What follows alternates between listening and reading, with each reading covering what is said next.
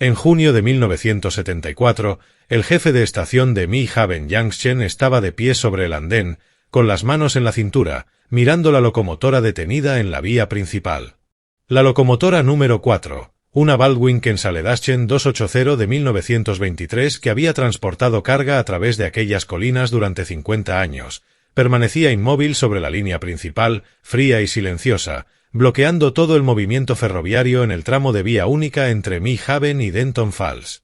Ramón Colfax, director regional de operaciones de la Autoridad Ferroviaria del Medio Oeste, observó la locomotora y luego a la pequeña multitud que se había reunido alrededor. Entonces dijo, lo bastante alto para que todos lo escucharan: «Esa antigüedad es exactamente lo que parece, un montón de chatarra que por fin se rindió. Se acomodó la chaqueta. La sacaremos de la vía en 2 días con la grúa diésel del patio ferroviario de Denton. Hasta entonces, nada se mueve». Luego se volvió hacia el jefe de estación y lo repitió de otra manera, como hablan los hombres cuando quieren que sus palabras queden grabadas. «Nada se mueve». El agricultor que estaba junto a la cerca, al borde del patio ferroviario, no dijo nada. Sostenía el sombrero con ambas manos y observaba a Ramón Colfax regresar hacia la oficina de la estación. Se llamaba Ernesto Gantry. Tenía 61 años. Nadie le había pedido su opinión. La carga detenida en las vías auxiliares a lo largo de toda la línea representaba 11 días de envíos acumulados: grano, alimento para ganado, piezas de motor y fertilizantes destinados a cooperativas agrícolas de 3 condados. Más tarde, el propio contador de la autoridad ferroviaria calcularía que cada día de cierre costaba a los transportistas cerca de $14.000 en mercancías retrasadas y productos perecederos arruinados. Para la mañana de aquel jueves, la locomotora llevaba ya 36 horas apagada. Los 2 mecánicos ferroviarios enviados desde Denton la habían inspeccionado, negaron con la cabeza y le dijeron a Colfax lo que él ya sospechaba. La locomotora había sufrido un bloqueo catastrófico en el conjunto principal de la biela motriz, y sin la grúa diésel especializada de Denton, no existía forma de mover casi 218 toneladas de hierro muerto fuera de la vía principal. La compañía ferroviaria solo tenía una grúa diésel capaz de soportar ese peso. Estaba asignada a una reparación de puente a 64 kilómetros al este y no quedaría libre hasta dentro de 4 días más. Así que la línea permaneció cerrada. El grano se cocinaba bajo el calor. El alimento para ganado comenzaba a humedecerse dentro de los vagones. Y Ramón Colfax permanecía sentado en la oficina de la estación diciéndoles a todos los que llamaban que la situación estaba siendo manejada de forma profesional y de acuerdo con el protocolo.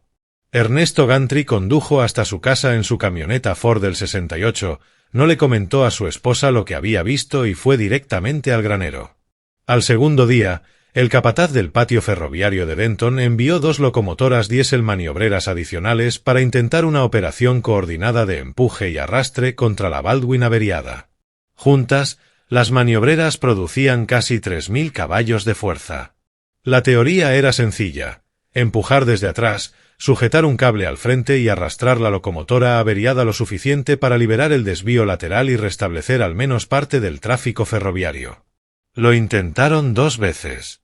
El primer intento dobló el acople de la locomotora líder y rompió un cable de acero de 5 centímetros que salió disparado por el patio y dejó una abolladura de casi 60 centímetros en el costado de un vagón de grano. Nadie resultó herido, pero después de eso la cuadrilla ferroviaria se mantuvo lejos de los extremos de los cables y nadie se apresuró a volver a conectarlos.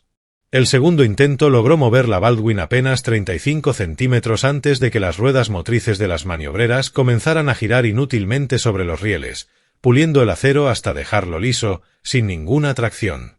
El capataz de Denton, un hombre corpulento llamado Gerardo Pole, que llevaba 30 años trabajando en patios ferroviarios y que no decía algo a menos que estuviera completamente seguro, se acercó a Ramón Colfax al final del segundo día y le dijo: «No podemos mover esa locomotora con lo que tenemos. No en esta pendiente, no con el sistema de transmisión bloqueado trabando las ruedas. Necesitamos la grúa o un equipo de rescate de San Luis. Y ese equipo tardaría 6 días en movilizarse». Hizo una pausa. «Yo esperaría la grúa». Colfax le respondió que ya estaban esperando la grúa. Pole asintió y se alejó. Al finalizar el segundo día, la línea llevaba 48 horas cerrada. 3 transportistas de ganado habían llamado a la oficina distrital de la autoridad ferroviaria en un estado que ya superaba la simple queja. El gerente de una cooperativa agrícola de Harrisville condujo personalmente hasta la estación y permaneció 20 minutos en el andén observando cómo no sucedía absolutamente nada antes de regresar. Un reportero del New Haven Courier llevaba allí desde el mediodía tomando notas. La Baldwin seguía inmóvil sobre la vía principal. En la mañana del tercer día, Gerardo Pole hizo que su cuadrilla intentara un tercer método. Esta vez utilizaron las maniobreras en una configuración diferente, intentando sacudir el sistema bloqueado alternando empujes y tirones en rápida secuencia. Lograron mover la locomotora 15 centímetros hacia adelante y luego 10 centímetros hacia atrás. La biela bloqueada no cedió. Las ruedas no giraron. Después de 40 minutos de aquello, uno de los trabajadores más jóvenes bajó de la cabina, se sentó sobre las traviesas y no volvió a levantarse de inmediato. Pole permaneció observando la Baldwin durante largo rato sin decir una sola palabra. Aquella tarde, con la estación cerrada desde hacía 72 horas y la grúa diésel todavía a un día de distancia, Ernesto Gantry regresó. Ahora bien, para entender lo que Ernesto Gantry hizo después, primero hay que entender quién era él y qué había dentro de su granero. Ernesto Gantry había cultivado 220 acres en las afueras de New Haven durante 38 años. Su padre había trabajado esas mismas tierras antes que él, y antes de eso, el padre de su padre. El terreno ondulaba con esa forma particular de las colinas del sur de Missouri. No era dramático, pero sí exigente. Un tipo de tierra que castigaba a la maquinaria que no estaba hecha para ella y recompensaba a la que sí la entendía. Ernesto había estado observando el problema de la Baldwin desde la primera mañana. Había recorrido el perímetro de la cerca del patio ferroviario ambos días. Había visto los intentos de las locomotoras maniobreras. Había visto romperse los cables y patinar las ruedas. No había dicho nada porque nadie le había preguntado y porque no era el tipo de hombre que se entrometía en las emergencias ajenas. Pero había estado pensando en ello de la misma forma en que pensaba sobre la mayoría de los problemas mecánicos, en silencio, desde afuera, dejando que la situación revelara su verdadera forma antes de decir una sola palabra. Lo que tenía en su granero era una Farmal M de 1950, roja como la puerta de un establo, desgastada con esa pátina que solo producen décadas de trabajo honesto, equipada todavía con el magneto de encendido original y un juego de ruedas traseras de acero que Ernesto había conservado específicamente para trabajos de arrastre pesado. La Farmal M no era un tractor pequeño. Era una de las máquinas agrícolas más respetadas que International Harvest había construido jamás, con un motor de 4 cilindros que producía alrededor de 36 caballos de fuerza en la barra de tiro y una reputación entre los agricultores del Medio Oeste por arrastrar mucho más de lo que sugería su potencia, siempre que se enganchara correctamente y no se le exigiera prisa. Ernesto la había comprado usada en 1953 por $810 a un vecino que estaba cambiándose a maquinaria diésel. La había mantenido funcionando durante 21 años únicamente con atención y paciencia. Los hombres de la cooperativa agrícola de New Haven tenían opiniones sobre la Farmal de Ernesto.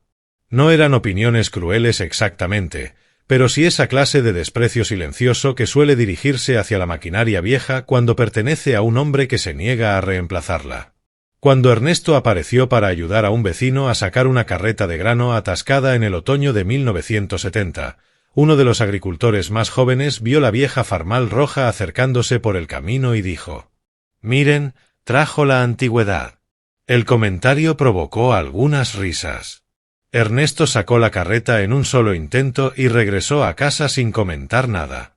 Su padre le había enseñado a cuidar las máquinas de la misma manera en que se cuida una relación, no con grandes gestos, sino con pequeñas atenciones diarias. Ernesto revisaba el aceite de la Farmal cada vez que la encendía. Ajustaba él mismo el carburador cuando notaba alguna falla. En 1968 cambió las llantas traseras por unas agrícolas de agarre profundo específicamente porque tenía un cruce de arroyo en el campo del sur que exigía verdadera tracción. El tractor tenía 24 años en el verano de 1974 y arrancaba al segundo intento cada mañana de su vida. Pero había algo sobre la Farmal que Ernesto entendía y que los hombres del ferrocarril en el patio de Mee Haven no comprendían. Los tractores agrícolas están construidos para resistir carga de arrastre, no para velocidad, ni únicamente para potencia, sino para la física específica de mover algo que no quiere moverse. Un tractor trabajando un arado cincel sobre arcilla dura enfrenta una resistencia que cambia constantemente. La tierra se compacta y se afloja, las raíces se enganchan y se rompen, las piedras desvían el implemento de manera impredecible. Un tractor que sobrevive, que trabaja durante décadas, desarrolla en manos del operador correcto una especie de sabiduría mecánica.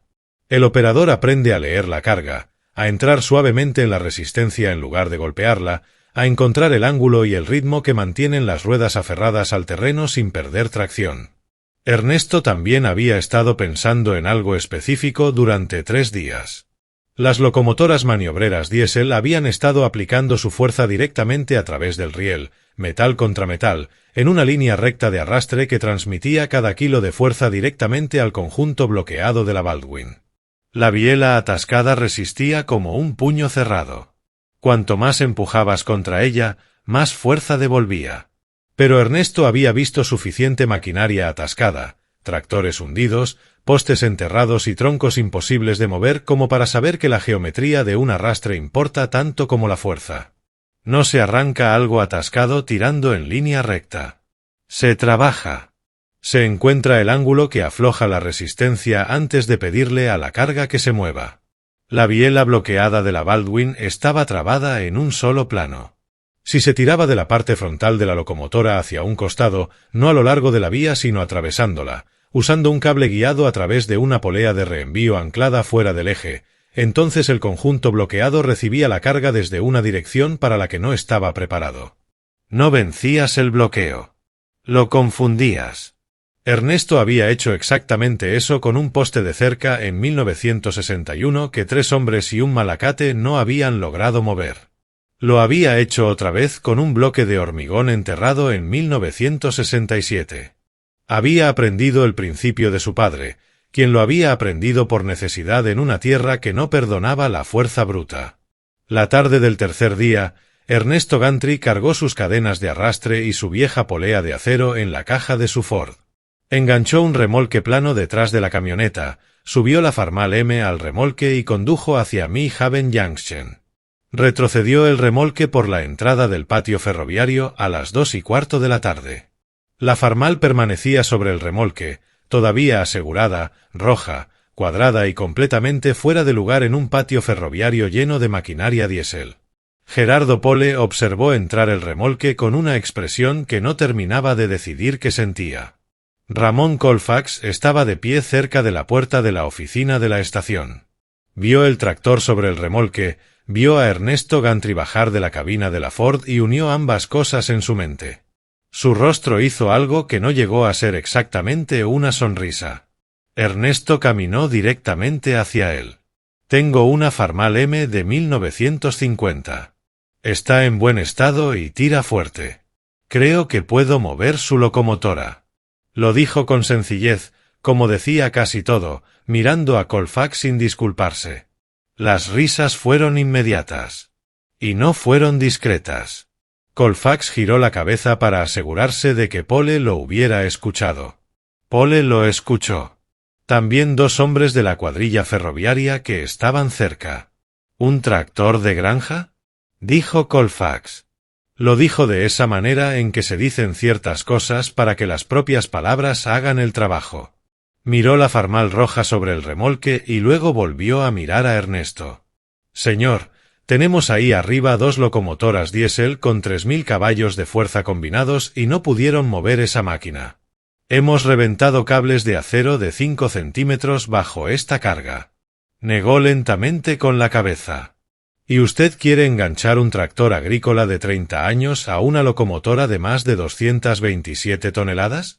Alguien de la cuadrilla soltó una carcajada. Colfax dejó que la risa se asentara. «Entiendo cómo se ve esto», dijo Ernesto. No levantó la voz. No miró a la cuadrilla. «Ustedes han estado tirando contra el bloqueo. Yo tiraría desde un costado. Un ángulo distinto. Tensión constante, no tirones. Dejando que el tractor trabaje como trabaja un tractor». Pole ya se había acercado. Miraba a Ernesto con la expresión cansada y cuidadosa de un hombre que se había quedado sin opciones desde el día anterior. «Explíqueme el ángulo», dijo. Y Ernesto lo hizo. Explicó que la biela bloqueada ofrecía resistencia en un solo plano y que tirar directamente a lo largo de la vía cargaba esa resistencia de la peor manera posible. Exactamente en la dirección en que más fuerza podía soportar. Pero si instalaban una polea fuera del eje, anclada al poste fijo del patio ferroviario, y hacían pasar la cadena desde el tractor hasta la barra frontal de arrastre de la Baldwin, entonces la fuerza actuaría lateralmente sobre el bloqueo. La biela no estaba preparada para resistir desde esa dirección. Cedería antes de luchar. Y el tractor es la máquina correcta para esto porque no trabaja a tirones, continuó Ernesto. Las locomotoras diésel entregan la potencia en pulsos. Un tractor trabajando bajo carga pesada entrega fuerza continua. Sin golpes. Sin sacudidas. Solo tensión constante hasta que algo ceda. Pole guardó silencio durante largo rato. Miró la Baldwin. Miró la Farmal sobre el remolque. Miró a Ernesto. Entonces Colfax dijo: «Si su tractor daña los rieles o el poste de anclaje, usted será responsable». «Entendido», respondió Ernesto. «No estoy pidiendo nada. Si no funciona, ustedes habrán perdido una tarde. Si funciona, me gustaría que hicieran una pequeña donación a la Sociedad Histórica de Preservación de Mee Haven. Han hecho un buen trabajo manteniendo viva la historia de este condado». Lo miró directamente. «¿Nada para usted?» Colfax observó a Pole. Pole respondió con un leve encogimiento de hombros que contenía 30 años de experiencia ferroviaria y una semana demasiado larga. Finalmente, Colfax dijo: «Adelante». Ernesto descargó la Farmal del remolque lentamente, como hacía todo. La condujo por las rampas y la dejó regulando cerca del poste de anclaje mientras extendía las cadenas.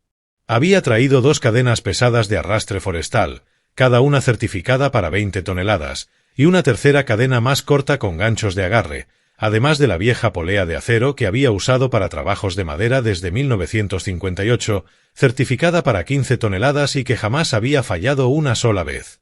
Primero recorrió toda la longitud de la Baldwin. Se arrodilló junto al bogie delantero y observó la posición de las ruedas. Luego se levantó y estudió el ángulo entre el poste de anclaje y la barra frontal de arrastre de la locomotora. Caminó la línea 3 veces, evaluando la geometría y haciendo cálculos que ya había hecho en casa, pero que volvía a hacer porque siempre lo hacía. Para entonces, quizás 30 personas observaban la escena. La cuadrilla de Pole, el jefe de estación, el reportero del Courier, 3 transportistas que habían conducido hasta allí y un grupo de vecinos apoyados sobre la cerca. El patio ferroviario estaba en silencio salvo por el ralentí de la Farmal, un ritmo lento y constante de 4 cilindros, sin apuro, casi meditativo frente al silencio muerto de la Baldwin. Uno de los trabajadores del patio dijo muy bajo al hombre que tenía al lado: «¿Cuánto pesa ese tractor? ¿8.000 libras?» El otro respondió: «Tal vez menos». Después de eso, ninguno volvió a decir nada. Ernesto aseguró la polea de reenvío al poste de anclaje usando la cadena corta, verificando 2 veces la capacidad de carga y la geometría antes de quedar satisfecho. Luego pasó la primera cadena de arrastre desde la barra del tractor, a través de la polea, y la conectó a la barra frontal de la Baldwin. Cuando la cadena quedó tensada, el ángulo de arrastre se separaba a unos 30 grados del eje de la locomotora. No tiraba a lo largo de la vía. Tiraba hacia un costado. Ernesto subió al asiento de la Farmal. Enganchó la toma de fuerza para cargar la transmisión. Puso el tractor en la marcha más baja de carretera y adelantó el acelerador apenas una posición. La cadena se elevó del suelo. Subió lentamente, como se eleva una cadena cuando empieza a soportar peso real, y quedó completamente tensa con una nota metálica profunda, un zumbido que se sentía más en el pecho que en los oídos. 18 metros de cadena forestal bajo tensión tienen una voz propia. El sonido del motor de la Farmal descendió 2 tonos cuando la carga golpeó la barra de arrastre. Las ruedas traseras mordieron la grava del patio ferroviario y el tractor se asentó hacia atrás contra la carga. No patinó. No resbaló. Simplemente se acomodó, igual que un buen animal de tiro se acomoda dentro del arnés. Ernesto mantuvo esa posición. No aumentó el acelerador. Observó la cadena. Observó la tensión. Y dejó que el tractor hiciera lo que hacen los tractores cuando nadie les exige apurarse. No ocurrió nada visible. La Baldwin no se movió. La cadena no perdió tensión. Colfax miró su reloj. Alguien entre la multitud cambió el peso de un pie al otro. Uno de los trabajadores cruzó los brazos. Pasaron 2 minutos. Entonces ocurrió algo tan pequeño que la mitad de la multitud ni siquiera lo notó. La parte frontal de la Baldwin se movió. No toda la locomotora. Solo el bogie delantero. Menos de 3 centímetros. Pero el ángulo de la cadena cambió, y Gerardo Pole, que estaba al costado de la vía observando únicamente la geometría del sistema, lo vio de inmediato. No dijo nada. Metió las manos en los bolsillos y siguió observando. Ernesto abrió el acelerador una posición más. La Farmal se afirmó todavía más. Las ruedas traseras estaban completamente clavadas en la grava ahora, y el frente del tractor se levantó apenas una fracción mientras aumentaba la carga sobre la barra de arrastre. El escape vertical sobre el capó comenzó a pulsar con más fuerza. 1 golpe. 2 golpes. Constantes e ininterrumpidos. El motor trabajaba, pero no sufría. Tiraba de la misma manera en que había tirado arados pesados sobre arcilla y carretas cargadas, subiendo barrancas junto al arroyo durante 21 años. Y entonces el bogie delantero de la Baldwin volvió a moverse. Esta vez todos pudieron verlo. Un movimiento completo de casi 3 centímetros. El ángulo de la cadena cambió de forma visible. Y entonces llegó el sonido. Largo, grave y metálico. El crujido de acero contra acero liberándose después de haber quedado soldado por el frío, el tiempo y la violencia del bloqueo. La biela principal se desplazó, no libremente, no con suavidad, pero se movió casi 8 centímetros hacia un costado bajo la tensión lateral. Y las ruedas motrices traseras de la Baldwin giraron una vez. Luego otra. 2 vueltas completas. Y se detuvieron. Pero habían girado. Alguien entre la multitud dijo una sola palabra, apenas audible. Ernesto no levantó la vista. Abrió el acelerador una posición más. La parte trasera de la Farmal descendió todavía más bajo la carga. Las ruedas de acero mordieron la grava con un sonido parecido a un trueno lejano, y se mantuvieron firmes. Las cadenas comenzaron a cantar. Y la Baldwin volvió a moverse. Esta vez no fueron 2 vueltas. Fueron 8. Y entonces las ruedas empezaron a girar de manera continua. Toda la enorme locomotora avanzó lentamente en dirección al arrastre, lenta como una barcaza alejándose del muelle, pero avanzando. Innegablemente avanzando. 218 toneladas de hierro frío moviéndose detrás de un tractor agrícola rojo que un hombre había comprado usado por $810 en 1953. El trabajador ferroviario encargado del cambio de vías ya estaba junto a la palanca. La accionó. La Baldwin siguió rodando, todavía impulsada por su propia inercia, liberada finalmente del bloqueo y convertida otra vez en una masa pesada pero móvil.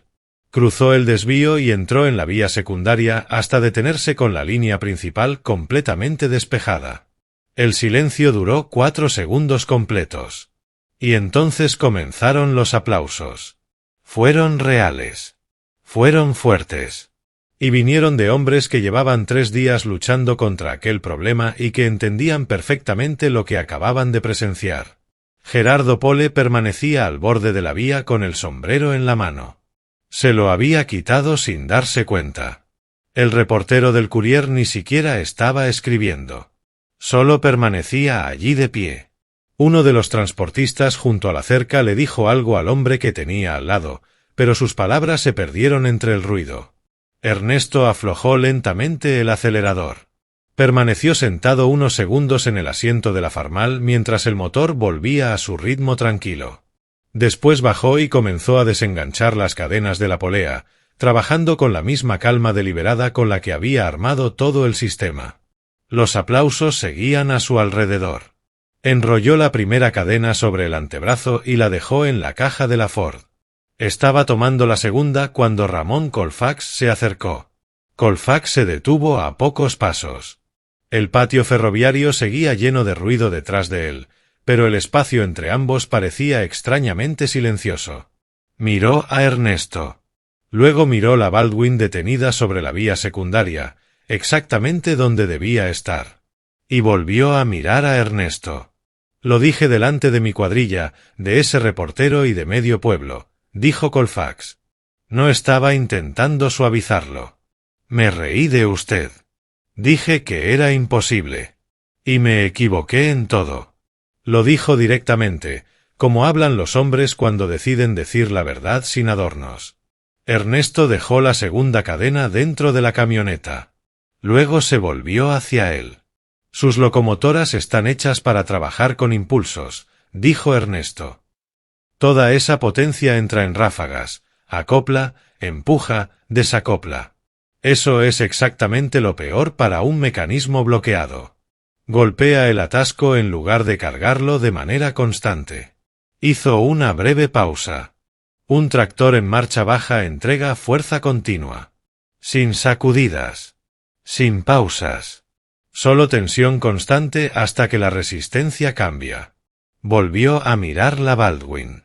Y el ángulo era la otra mitad del problema. Ustedes tiraban directamente contra el bloqueo. Yo tiré desde un costado. Dejé que el atasco se rompiera lateralmente bajo una carga para la que no estaba preparado. Colfax escuchaba con atención. No esperaba su turno para responder. Realmente escuchaba. La Tierra funciona igual, continuó Ernesto. Si intentas sacar una carreta atascada tirando de frente, peleas contra toda la succión que acumuló el barro. Pero si entras desde un lado y rompes primero el sello, entonces empieza a moverse. Es el mismo principio. Se detuvo. Eso era todo lo que hacía falta decir. Colfax extendió la mano. Ernesto la estrechó. Colfax la sostuvo un segundo más de lo normal. No de manera dramática. Solo el tiempo suficiente para que algo quedara resuelto entre ambos sin necesidad de nombrarlo. La sociedad histórica, dijo Colfax. ¿Cuál sería una cantidad justa? Lo que usted considere correcto, respondió Ernesto. Colfax apoyó un cheque de $250 sobre el capó de una camioneta de trabajo cercana y lo escribió allí mismo. Luego se lo entregó. Ernesto lo guardó en el bolsillo de la camisa sin mirar la cantidad. La vía principal quedó despejada a las 4:30 de aquella tarde. A las 5, el primer tren de carga rumbo al norte en 4 días atravesó Meehaven Junction. El maquinista redujo la velocidad al pasar por el patio ferroviario y se asomó por la cabina. Vio el cambio de vías cerrado, la línea principal abierta y un tractor agrícola rojo estacionado cerca del poste de anclaje, con cadenas enrolladas dentro de la caja de una camioneta. Y no entendió lo que estaba viendo. Escuchó la historia a la mañana siguiente en el patio ferroviario de Denton, cuando Pole la contó durante el relevo de turno. Pole no la adornó. No hacía falta. El Meehaven Courier publicó la historia el viernes con una fotografía de la Farmal M dentro del patio ferroviario y la Baldwin visible detrás, sobre la vía secundaria. El nombre de Ernesto aparecía en el segundo párrafo. Él no leyó el artículo hasta el domingo, cuando su esposa lo dejó sobre la mesa de la cocina frente a él. Lo leyó una vez. Luego lo dejó allí y salió hacia el granero. La historia comenzó a recorrer el condado de la forma en que viajan estas historias en los pueblos rurales, a través de cooperativas agrícolas, tiendas de alimento, elevadores de grano y estacionamientos de iglesias. La llevaban agricultores y camioneros que conocían a Ernesto, que conocían la Farmal y que habían escuchado más de una vez que la llamaran antigüedad. Todo hombre que alguna vez había hecho un comentario sobre maquinaria vieja terminó contando aquella historia. Y la contaban con exactitud, que es probablemente la forma más honesta de respeto. 3 semanas después, un sábado por la mañana, Ramón Colfax condujo hasta la granja. Encontró a Ernesto dentro del granero ajustando el carburador de la Farmal. Se quedó observándolo desde la puerta unos segundos antes de que Ernesto notara su presencia. Colfax llevaba preguntas de parte del ingeniero principal sobre el método de arrastre lateral. Traía una libreta. Anotó todo lo que Ernesto le explicó. Antes de irse, preguntó si podía tomar una fotografía del tractor. Ernesto dijo que sí. La semana siguiente, Colfax mandó revelar la foto en la farmacia del pueblo y guardó la copia dentro del bolsillo de su chaqueta. La llevó consigo durante años. Después de aquel verano comenzó a detenerse a hablar con agricultores antes de tomar decisiones sobre maquinaria en obras cercanas a tierras agrícolas. No siempre, pero mucho más que antes. Comenzó, como Pole diría más tarde con cierta satisfacción, a hacer preguntas antes de hacer declaraciones. Ernesto Gantry trabajó sus 220 acres durante 14 años más. Nunca mencionaba el incidente a menos que alguien se lo preguntara. Y cuando se lo preguntaban, respondía con sencillez y seguía adelante. Usó la Farmal con el mismo ritmo de siempre. Era un tractor de trabajo, no un monumento. Y los tractores de trabajo trabajan. La utilizó para arrancar tocones, para sacar maquinaria del fondo del arroyo después de la inundación de 1979 y para ayudar a un vecino cuya cosechadora había quedado atrapada una mañana húmeda del otoño de 1981, cuando el tractor moderno del vecino había patinado y se había rendido. En el otoño de 1986, cuando la salud de Ernesto comenzaba a ralentizarlo de maneras que nunca comentaba, llevó a su hijo Tomás al granero una tarde de domingo. Condujeron juntos la Farmal por el camino de tierra y regresaron. Cuando apagaron el motor y el sonido metálico del enfriamiento resonaba suavemente en el silencio del granero, Ernesto dijo: «Tira hacia la izquierda cuando la carga es pesada. Corrige hacia la derecha en el volante. Vas a sentir cuando queda bien asentada». Miró a Tomás. «¿Sabes lo que necesita?». Tomás respondió que sí. Esa fue toda la conversación. Todo lo demás ya había sido dicho durante 30 años trabajando uno junto al otro. Tomás mantuvo la Farmal funcionando exactamente de la misma manera. Ajustaba él mismo el carburador cuando se descalibraba. En 1989 reemplazó las ruedas traseras por el mismo patrón agrícola R1 que su padre siempre había usado. Mantuvo las cadenas de arrastre colgadas en el mismo gancho del granero, enrolladas de la misma forma y aceitadas contra el óxido cada invierno. En el verano de 1993, una cuadrilla de mantenimiento vial del condado hundió una motoniveladora en el borde blando de un cruce de arroyo a 3 kilómetros de Mee Haven. La máquina pesaba poco más de 9 toneladas y había quedado inclinada en el barro de la orilla de tal manera que tirar de frente era imposible sin riesgo de volcarla. El supervisor de caminos tenía en el lugar un tractor agrícola diésel más moderno, un John Deere 4450 de 1988, con más de 100 caballos de fuerza. Todo lo que la Farmal no era. Y aún así, el tractor moderno había hecho patinar sus ruedas traseras hasta pulirlas sin lograr absolutamente nada. Uno de los trabajadores del camino dijo: «Hay un gantry por la ruta del condado J». Su padre sacó aquella locomotora del ferrocarril con una vieja Farmal allá por el 74. Lo dijo a medias, intentando recordar la historia sin estar completamente seguro de los detalles. El supervisor condujo hasta la granja. Tomás Gantry escuchó el problema de pie en la entrada del granero.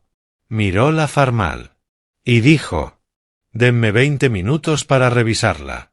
La geometría en el cruce del arroyo era diferente. Pero la solución, en esencia, era la misma. Arrastre lateral. Tensión constante. Paciencia antes que fuerza. Thomas Gantry preparó el sistema exactamente como su padre le había enseñado, y como su padre lo había aprendido de la propia tierra. La motoniveladora salió del barro en 40 minutos. La cuadrilla de caminos permaneció observando la escena de la misma manera en que la cuadrilla de Gerardo Pole había observado moverse la Baldwin casi 20 años antes. El supervisor del condado no se rió cuando Tomás apareció con el viejo tractor rojo. Ya había escuchado la historia del tren. La Farmal M de 1950 sigue todavía en el granero. Tomás tiene ahora una hija de 17 años que conduce el tractor desde que tuvo la altura suficiente para alcanzar el acelerador. Ella conoce las variaciones del carburador. Conoce el tirón hacia la izquierda bajo carga pesada. Conoce las cadenas, la polea de reenvío y para qué sirven. Tomás le enseñó lo mismo que Ernesto le enseñó a él. Que una máquina no se aprende en un manual. Se aprende escuchándola.